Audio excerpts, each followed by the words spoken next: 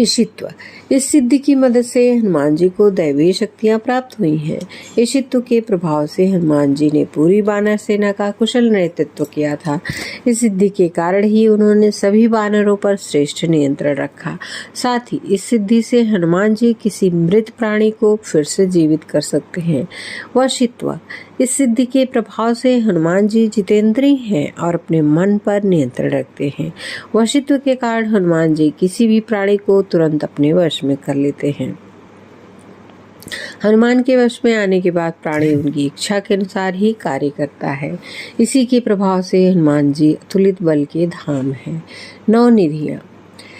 हनुमान जी प्रसन्न होने पर जो 9 निधियां भक्तों को देते हैं वो इस प्रकार है। पद्मनिधि। पद्मनिधि लक्षणों से संपन्न मनुष्य सात्विक होता है तथा स्वर्ण चांदी आदि का संग्रह करके दान करता है। महापद्मनिधि। महापद्मनिधि से लक्षित व्यक्ति अपने संग्रहित धन आदि का दान धार्मिक जनों में करता है। नीलनिधि।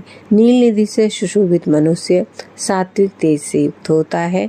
उसकी संपत्ति 3 पीढ़ी तक रहती है। मुकुंद निधि। मुकुंद निधि से लक्षित मनुष्य रजोगुण से संपन्न होता है। वह राज्य संग्रह में लगा रहता है। नंद निधि। नंद निधि युक्त व्यक्ति राजस और तामस गुण वाला होता है। वही कुल का आधार होता है। मकर निधि।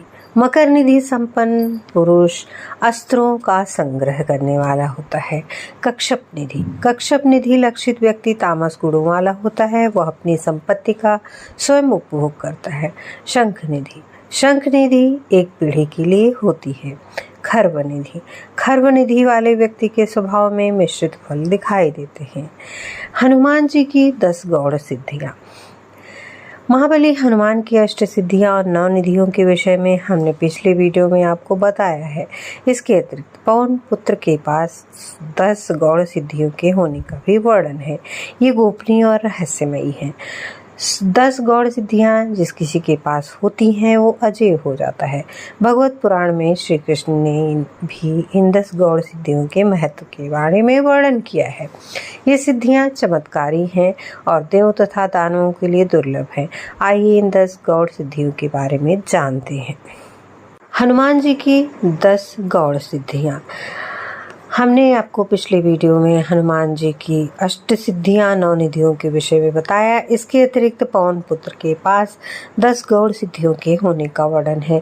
ये गोपनीय और रहस्यमयी है।